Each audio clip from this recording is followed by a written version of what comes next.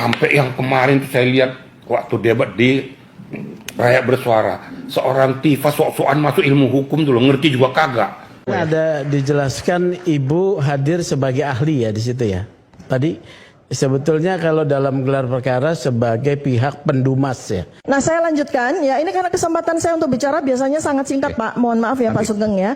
Jadi biar ini pemirsa juga paham sekali ya dengan situasinya. Silakan. Nah, Dodol Garut nih orang saya bilang nih. Lah yang dilawan itu kebetulan kalau nggak salah ketua IPW ya. Udah kasih tahu, saya sebenarnya diam, tapi karena kamu sudah masuk ke ranah yang kamu tidak ketahui, yang saya berpuluh tahun menguasai masalah hukum itu. Makanya saya bunyi, saya cerahkan. Kok nggak salah ada juga Rasman, kok nggak salah di situ ya. Waktu kemarin tuh loh.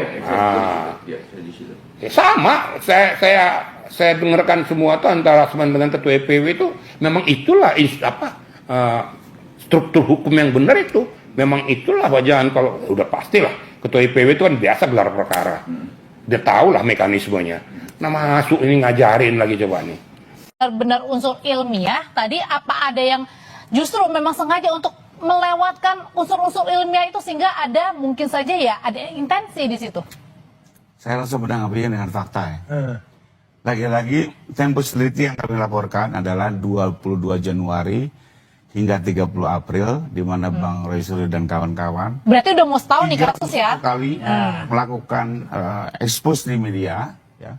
Dan perlu dicatat di 31 objek itu tidak ada satu kalimat pun menyatakan dirinya sedang melakukan penelitian. Tidak ada satu kalimat pun yang menyatakan dia sedang melakukan kegiatan akademis. Sama sekali tidak, boleh cek, publik bisa lihat ya. Jadi clear itu nggak ada urusan akademis, urusan penelitian. Lalu setelah kami laporkan, sebulan kemudian mereka langsung merubah menyusun strategi pembelaan, mengklaim diri sebagai peneliti. Ya.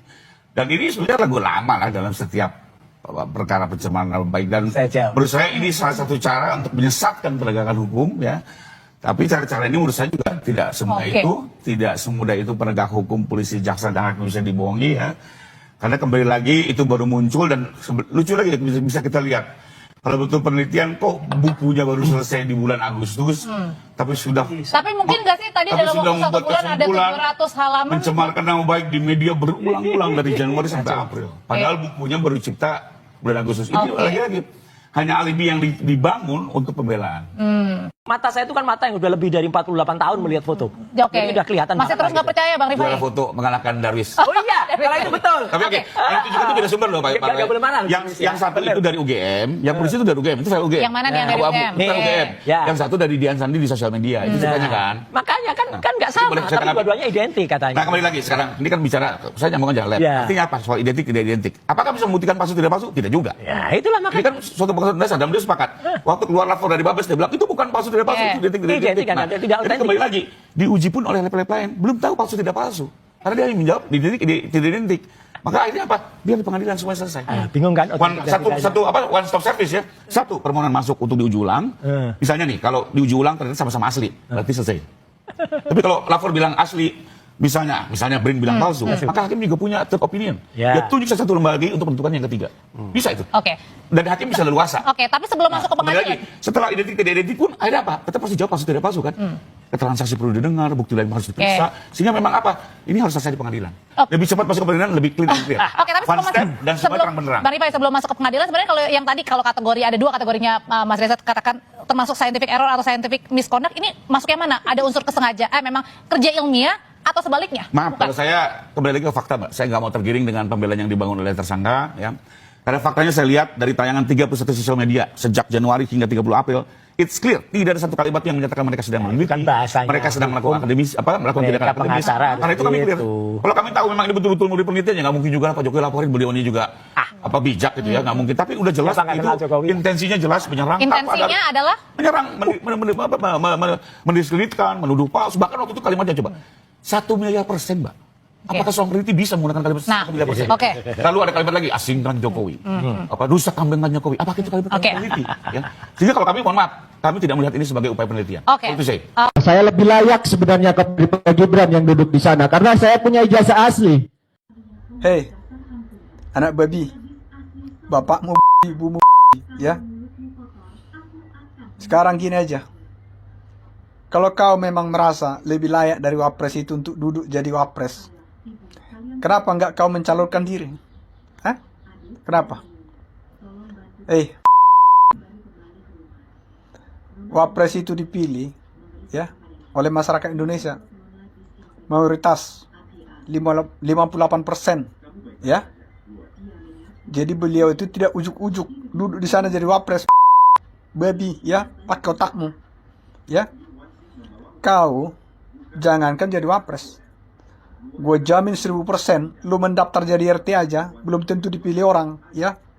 Jadi kau harus sadar di sini, ya. Jangan keluar-keluar bacokmu itu, dasar anak kau, ya.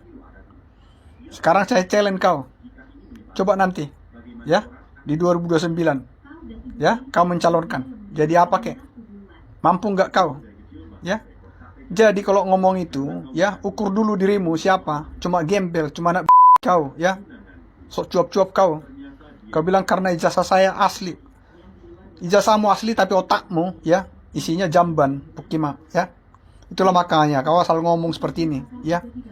Entah siapa namanya ini. Coba netizen yang tahu namanya, yang tahu akunnya, spill biar saya langsung serang ke sana, ya. Anak babi ini asal ngoceh aja, ya. Pukima ini. Diko dawuh sallallahu alaihi kami anwato. Apa yang beliau perintahkan kepada saya, kata Pak Jokowi, ya kami ini sebetulnya kalau nggak diadem-ademi sama Pak Jokowi udah bertindak lebih jauh, Pak. Jadi jangan dikira Pak Jokowi itu sendirian. Ribuan orang, ulama, kiai habaib itu yang di bawah asuhan beliau itu sangat banyak sekali. Saya sini dalam rangka belajar sama beliau. Belajar sabar, belajar menerima sosok yang dingin, sosok yang dingin, orang yang luar biasa. Figur seorang negarawan selalu tidak terpancing dengan isu-isu yang saat ini. Saya seorang praktisi, akademisi hukum juga, saya seorang profesor juga dalam hukum. Jadi saya melihat isu-isu yang ada ini adalah isu yang tidak perlu ditanggapi. Banyak belajar dari beliau. Tapi ada rombongan banyak sekali. Iya, dari Majelis Taklim. Jadi rencananya yang mau ikut itu lebih dari 50 bis. Teman saya clear. Ada 50 bis yang mau ke sini, teman, karena liburan nggak kebagian bis. Bertahap. Tapi juga mendoakan untuk Pak Jokowi. Iya. Kami seluruh ulama, kiai, habaib dimanapun berada, senantiasa mendoakan Pak Jokowi diberikan sehat panjang umur. Sehat terus beliau. Tapi foto sama Bang Windra. Iya. Gimana? Iya. Ini fans. Saya ngefans sama beliau. Luar biasa. Jadi keinginan kami menjaga Pak Jokowi sudah diwakili beliau. Luar biasa. Tapi yang omongin Pak Jokowi, tapi kok Pesan khusus itu. pesan khusus saya sendiko dawuh sallallahu kami anwato. Apa yang beliau perintahkan kepada saya, kata Pak. Saya seorang pecintanya beliau, orang yang sayang terus beliau. Sejak tahun 2016 saya ikut. Ini kan lagi ada isu ijazah itu ikut mendoakan Pak. Oh iya, makanya saya sudah sering bersuara masalah ijazah. Jadi orang sekelas Pak Jokowi ngapain menanggapi isu yang orang. Jadi orang sekelas Pak Jokowi, ya kami ini sebetulnya kalau nggak diadem-ademi sama Pak Jokowi udah bertindak lebih jauh, Pak. Jadi jangan dikira Pak Jokowi itu sendirian. Ribuan orang, ulama, kiai habaib itu yang di bawah asuhan beliau itu sangat banyak sekali. Kalau beliau perintahkan bergerak Pak. Cuman beliau sing tenang, sing ngagel, jaga Pak Prabowo, jaga Mas Gibran.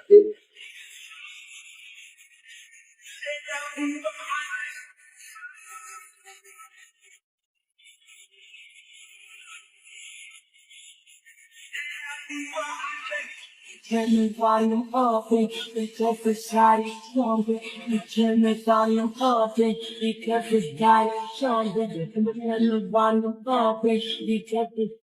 salah satu pengacara bernama Bu Eli Danet ini jiwa besar. Ya Bang Egy ini juga jiwa besar.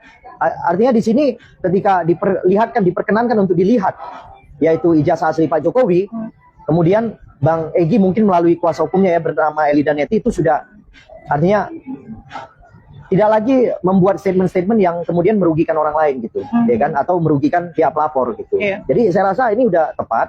Nah, tapi saya perlu ingatkan ya kepada Polda Metro Jaya, secara subjektif penegakan hukum harus dilaksanakan.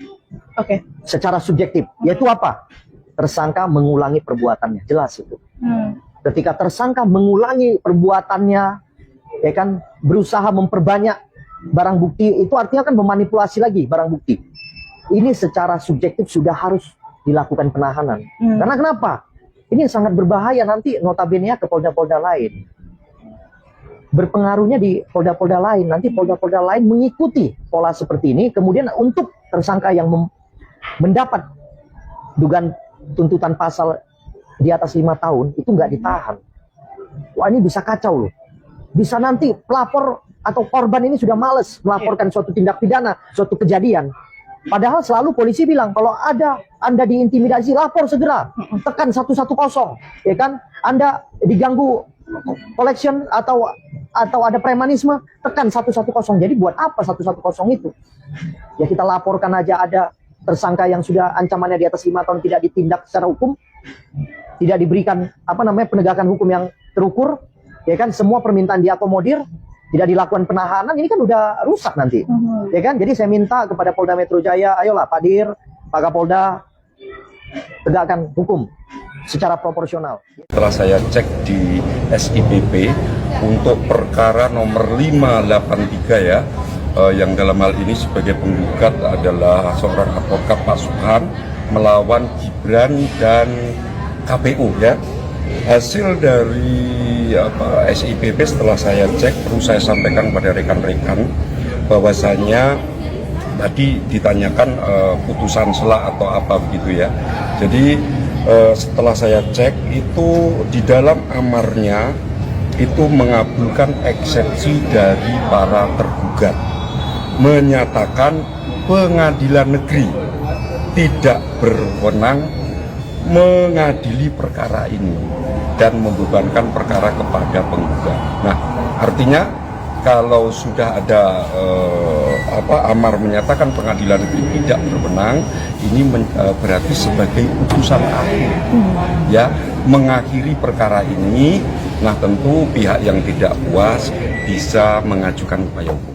Seorang wartawan bertanya kepada Farhad Abbas, Pak, menurut Bapak, apakah Roy ini bisa lepas dari jerat hukuman? Bisa. Cuman satu aja syaratnya. Kalau Roy Suryo terbukti gila. Jadi jangan sampai diperiksa kejiwaannya Roy Suryo ini. Karena kalau sempat diperiksa kejiwaannya dan dinyatakan gila, maka dia akan bebas. Ayo kita dengarkan yuk. Jadi Roy Suryo bisa bebas kalau dia gila. Kalau dites kejiwaan dia gila, dia bebas. Karena orang gila boleh menghina, tidak dihukum. Tapi kalau dia sadar hanya kegilaan atau kayak orang kesurupan menghina-hina Pak Jokowi, tetap dia masuk penjara. Penjara lah yang akan menyadarkan dia. Dulu masuk penjara tidak sadar-sadar, sekarang masuk penjara ditambah 1/3 dari hukuman minimal maksimal. Tapi orang lihat ada kejiwaannya, Pak. Ya, kalau saya faktor ekonomi. Karena orang gila kalau dikasih makan kan diem. Kalau ini aku mantan menteri tapi nggak diem-diem gitu. Apa katanya? Katanya faktor ekonomi. Karena orang gila kan kalau dikasih makan diem.